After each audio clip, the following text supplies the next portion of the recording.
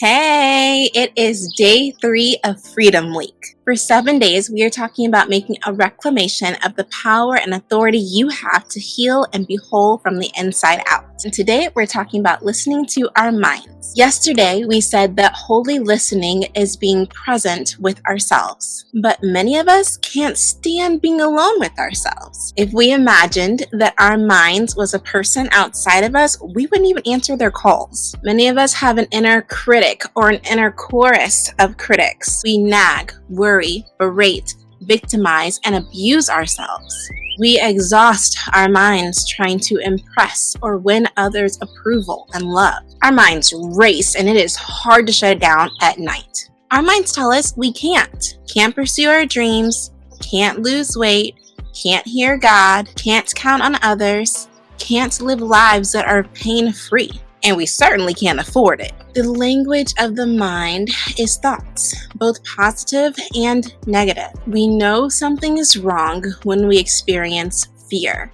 Fear in the forms of anxiety, limiting beliefs, and scarcity thinking. But just practicing mindfulness with our thoughts, listening to our thoughts isn't enough. We have to also interpret what our mind is trying to say to us. Many of our negative mind experiences come from trauma. Trauma can be from childhood, relationships, traumatic losses, or abuse, or simply living in a fast-paced society where your work is seen in what you do rather than intrinsically in who you are. Trauma isn't what happens. Trauma is our experience of what happens. This really broadens the definition and I think gives us a better understanding. Yet again, we try to take a pill or say a prayer, but this alone doesn't address trauma or fear. We can't go over it. We can't go around it. We've got to go through it.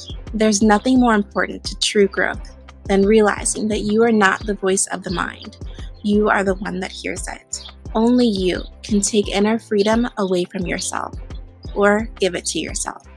Nobody else can. So how do we go through it? How do we receive inner freedom? As a little girl, I struggled with anxiety, and there was one thing that would help relieve it. I was asking myself, in light of eternity, what does this really matter? Having an objective, non-judgmental perspective on your thoughts and feelings is a really great skill. It's having divine eyes. The Bible says, do not be conformed to this world, but be transformed by the renewal of your mind, that by testing that you may discern what the will of God is, what is good and acceptable and perfect. We're going to talk more about hearing God and knowing God's will tomorrow, but for now I want to hone in on the being conformed to this world. Being conformed to this world is being convinced that the solution to our inner problems is in the world outside of ourselves. We think if we can get this or change that things will be better. But in reality,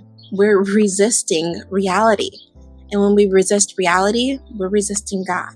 God is present in the present and wants to walk with us through life.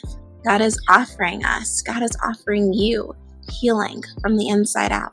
If you're anything like me, you think you're doing the world, your spouse, and your kids a favor by critiquing. I mean, I'm just trying to help, but let's really do the world a favor by letting go of projecting our fears onto others. Friend, let me let you in on a little secret. What you resist persists. My personal favorite way of practicing leaning in and listening to my mind is through practicing expressive meditation. I like to dance and shake in solitude and then settle my breath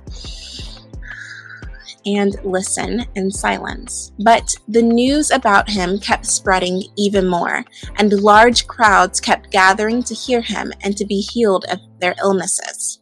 Yet, Jesus himself frequently withdrew to the wilderness and prayed. That's from Luke 5:15. Scheduling in the holy habit of silence and solitude begins with the body. I think of the story of Elijah. Many of you may already know it, but Elijah was a prophet.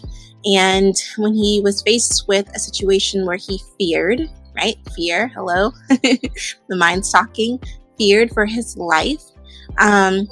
He ran, even though God had more than proven himself through Elijah, right?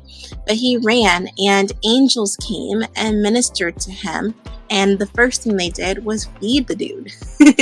They strengthened his body.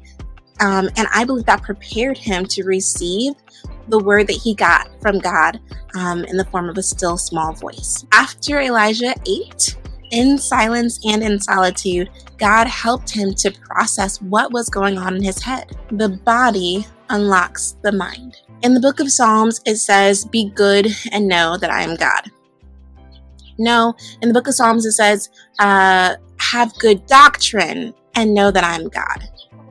No, in Psalms, it says, "Keep busy, especially at church, and know that I'm God." Wrong again.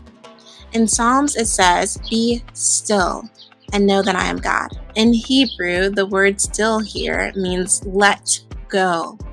Let go of your reputation. Let go of your success. Let go of others' opinions. Let go of your failures. Let go of your fears. Be still. Let go. Let your inner voice talk.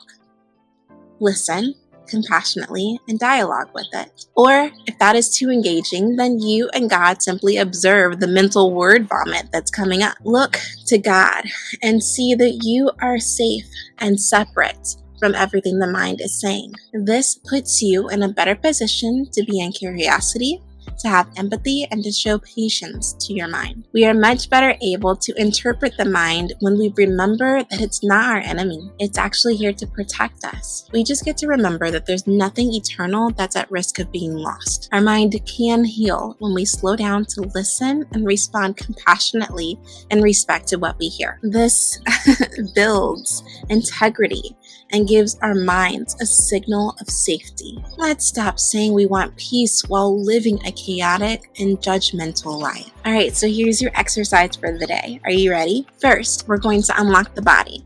If your blood sugar is low, get a healthy snack. But if you want to have a little bit more fun with it, then dance. When was the last time that you danced? Like nobody was watching because they're not, because you're doing this in solitude. So dance or shake, do whatever you have to do. Move your body, loosen it up, right? Now we're going to do breath work. Breathe in your nose, blow out your mouth. And do that for 2-3 minutes. Now listen to your thoughts. Just observe them.